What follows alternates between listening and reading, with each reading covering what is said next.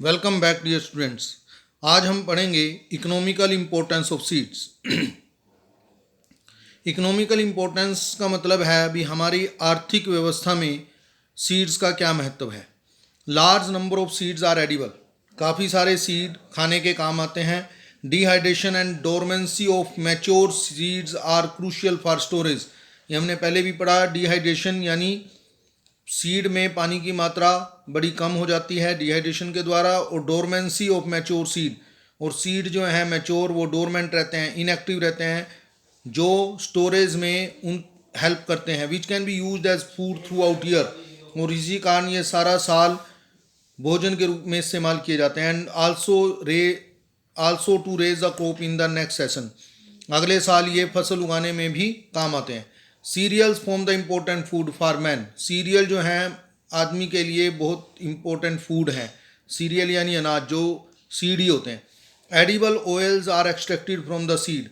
जो खाने का तेल है वो भी सीड से निकाला जाता है, जैसे मस्टर्ड से, सरसों, कैस्टर वगैरह से, सीड से ही। जैसे सनफ्लावर है, सूरजमुखी का तेल, वो भी बीज से ही निकाला जाता है। Cotton seeds also produce the textile fibres. जो कॉटन सीड्स हैं उनसे टेक्सटाइल फाइबर, कपड़ा बनाने के लिए फाइबर्स मिलते हैं, कपड़ा बनाने के काम आते हैं। Seeds of coffee and Coca produce non alcoholic beverages. जो कोका कॉफ़ी बनती है या कोका कोला जैसे होता है, उसमें भी जो सीड्स का उपयोग किया जाता है ये बीवरेजेस, पीने पेय पदार्थ बनाने के लिए। Seeds of betel nut are chewed. Betel nut चबाने के काम आती हैं, सुपारी जिसको बोलते हैं वो भी सीड है। Certain seeds are used as condiments and species and medicine etcetera. बहुत सारे बीज कॉन्डिमेंट्स, खुशबू के लिए मसालों के रूप में यूज़ किए जाते हैं, और मेडिसन में भी यूज़ किए जाते हैं। ये स्पीसीज की जगह स्पाइसीज है, इसको स्पाइसीज करने। Then fruit. Now what is fruit, ये क्वेश्चन पूछ लिया जाता है 1 नंबर का, 2 नंबर का। What is fruit? Ripened ovary is called fruit. यही हमने लिखा भी है। फ्रूट की जो वाल है दैट इज कॉल्ड पेरिकार्प, और वो कहाँ से बनती है? That is actually the wall of the ovary. Fruit 2 तरह के हो सकते हैं, एक फ्लैशी फ्रूट होते हैं और एक ड्राई फ्रूट होते हैं। फ्लैशी फ्रूट क्या होते हैं? जिसमें वाल ऑफ द ओवरी वो फ्लैशी रहे, बाद में गुद्देदार रहे, उसको हम फ्लैशी फ्रूट बोलते हैं। और जिसमें wall of the ovary dry हो जाती है उसको हम ड्राई फ्रूट बोलते हैं। जैसे पढ़ते हैं the mature ovary develop into fruit, यानी मैच्योर ओवरी जो है that is fruit. The wall of the ovary develop into wall of the fruit called pericarp. तो पेरिकार्प क्या है? 1 मार्क क्वेश्चन आता है, what is pericarp? The wall of the fruit is called pericarp. Fruits में भी flashy, इसमें question लिख लो। एक क्वेश्चन पूछा जाता है, give the example of fleshy fruit.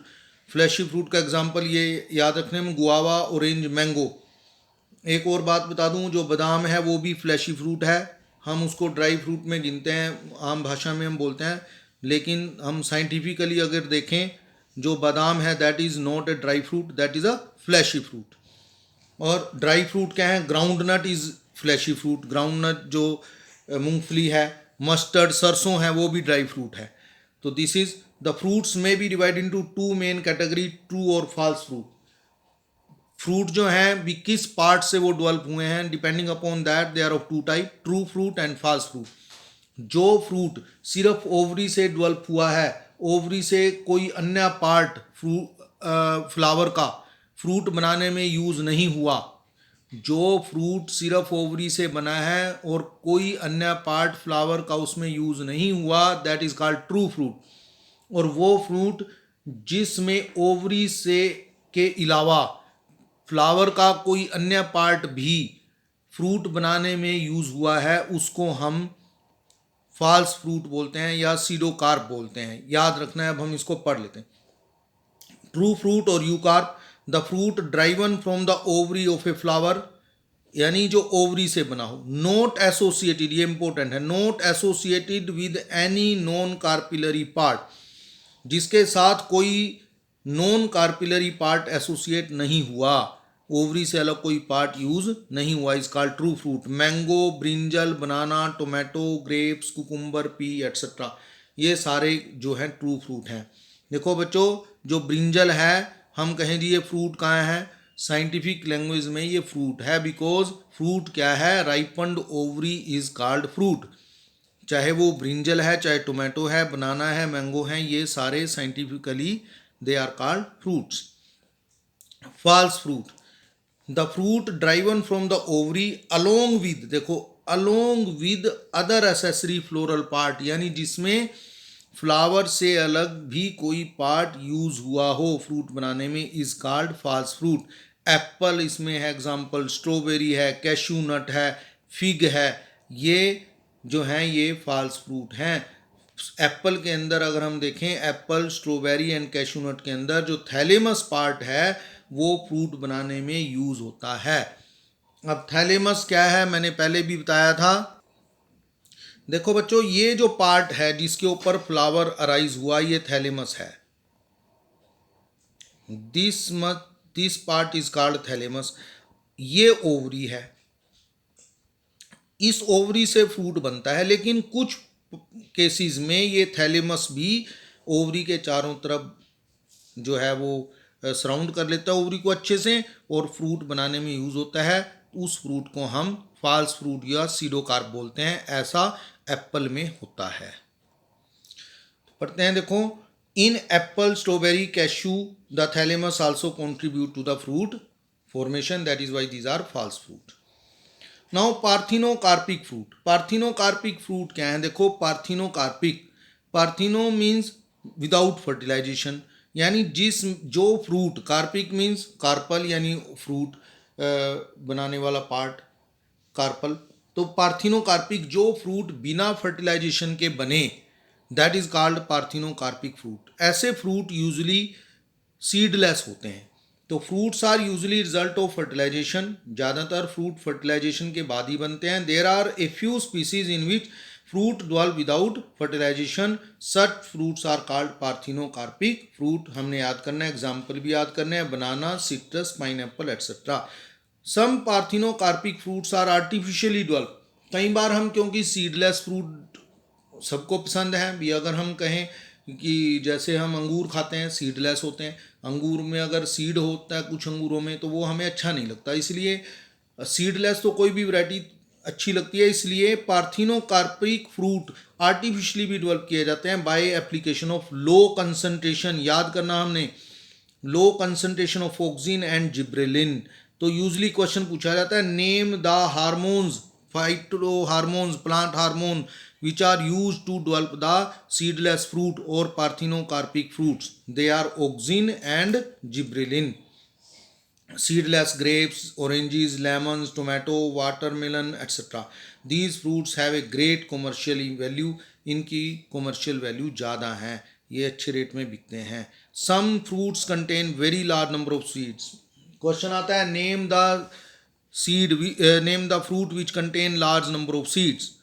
लिख लें दोबारा से, name the fruit which contain large number of seed. Orchid fruit is there. Orchid fruits are one such category and each fruit contain thousands of tiny seeds. Similarly orobanche, striga and ficus plants also contain large number of seeds. Now we come to the last topic of this chapter, that is called apomixis. Apomixis क्या है? It is asexual reproduction, asexual reproduction है ये, in which seeds are formed without fertilization. Seeds बनते हैं, देखो एक है parthenocarpic fruit, इसमें तो सीड ही नहीं बनते बिना फर्टिलाइजेशन के, है लेकिन सीड बन जाए बिना फर्टिलाइजेशन के। इट मिमिक सेक्सुअल रिप्रोडक्शन, ये सेक्सुअल रिप्रोडक्शन की एक तरह से उसकी मिमिक्री है, नकल है। And also called agamospermy. Some species of asteraceae and grasses, ये एग्जाम्पल है, हमने याद करना है। Apomictic seed can be formed by following ways. The diploid egg cell, कई बार एग ही डिप्लॉयड बन जाए विदाउट मियोसिस, और वो सीधा एम्ब्रियो में डेवलप हो जाए विदाउट फर्टिलाइजेशन, एक तो ये है। दूसरा, सेल्स ऑफ न्यूसेलस, न्यूसेलस मैंने बताया था ओव्यूल के अंदर होता है, डिप्लॉयड होता है, surrounded by embryo sac, surrounding the embryo sac, जो एम्ब्रियो सैक को चारों तरफ से घेर के रखता है, में डेवलप इनटू एम्ब्रियोज, उसमें भी कई बार एम्ब्रियो डेवलप हो सकता है। It give rise to polyembryony, इससे पॉली एम्ब्रियोनी हो जाती है, यानी कहीं ज़्यादा एम्ब्रियो बन जाते हैं। देखो ये मैंने दिखाया था तुम्हें, ये एम्ब्रियो सैक है और इसके चारों तरफ ये न्यूसेलस है। इस न्यूसेलस में से कोई एम्ब्रियो बन सकता है। एक एम्ब्रियो तो यहाँ से बनेगा एग से, फर्टिलाइजेशन के बाद जाइगोट और फिर एम्ब्रियो, और कुछ एम्ब्रियो इससे बनेंगे, तो एक से ज़्यादा एम्ब्रियो बन जाते हैं। That is called polyembryony. तो cells of nucellus surrounding the embryo sac may develop into embryos. It give rise to polyembryony. That is formation of more than one embryo in a seed. So आगे question आ जाता है, define पोली embryony लिख लेंगे। Define पोली embryony क्या है? It is the formation of more than one embryo in a seed.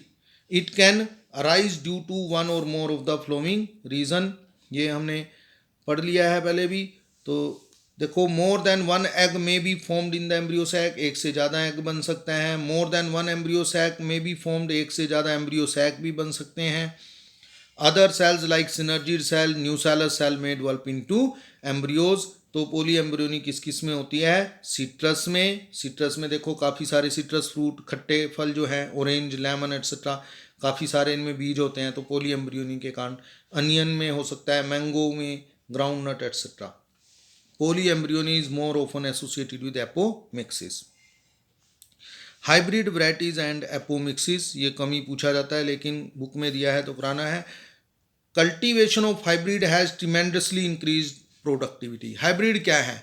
Hybrid है भी दो वैरायटी, दो स्पीसीज को मिलाकर एक नई स्पीसीज, या दो वैरायटी को मिलाकर एक नई वैरायटी जब बनाई जाती है, that is called hybrid. Hybrid की प्रॉब्लम क्या है? हाइब्रिड सीड हर साल प्रोड्यूस करने पड़ते हैं, उनमें नए सीड नहीं बनते, क्योंकि दो स्पीसीज हैं, डिफरेंट स्पीसीज हैं, तो उनमें नए सीड नहीं बनते। नए सीड हर बार अपने आप नहीं बनते, हर बार नए बनाने पड़ते हैं आर्टिफिशियली। तो लिखा है देखो, one of the problem of hybrid is that hybrid seed have to produced every year. Seed collected from hybrid do not maintain hybrid character. अगर हम उन्हीं प्लांट से सीड कोलेक्ट करके अगले साल उगाने की कोशिश करें तो उनमें वो करेक्टर नहीं रहते, समाप्त हो जाते हैं। Therefore hybrid seed have to produced every year which is too expensive for farmer. और ये किसानों को महंगे पड़ते हैं फिर बीज। If these hybrids are made into apomix, अगर कहता है इन हाइब्रिड से एपोमिक्ट यानी एसेक्सुअल रिप्रोडक्शन द्वारा नए प्लांट बन जाएं, उससे फिर ये समस्या हल हो सकती है। There is no segregation of character, उसमें हाइब्रिड के करैक्टर समाप्त नहीं होंगे। Then the farmer can keep on using the hybrid seed to raise new crop year after year and he does not have to buy the hybrid seed every year. फिर उसको हर साल नए seed नहीं खरीदने पड़ेंगे।